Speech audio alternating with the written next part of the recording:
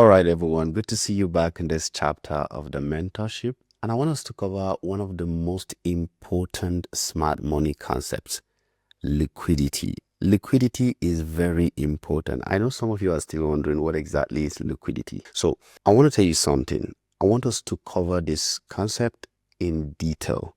And I want you to stay through this video and follow through every single explanation I'm going to give you in this particular chapter. I don't think there should be any one of you that will still be wondering or struggling to understand the concepts of liquidity in trading. So these are the few topics we're going to cover. We're going to cover what is liquidity and why is it important in the first place.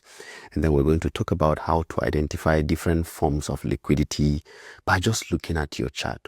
The moment you come to look at your chart, you open your screen, the first thing you're going to identify is liquidity areas. So I'm going to train you in such a way that it is going to be easy for you to identify liquidity.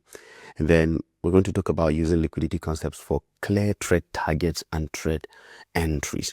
Then we're going to talk about how to avoid bad trades using liquidity. I know some of you have heard of, some people who just make a jest, maybe to joke around it, that you are the liquidity if you don't know where liquidity is. So I don't want you to be the liquidity in the market. So we're going to learn how to identify different forms of liquidity and then try as much as possible to avoid bad trades because of our knowledge of using liquidity.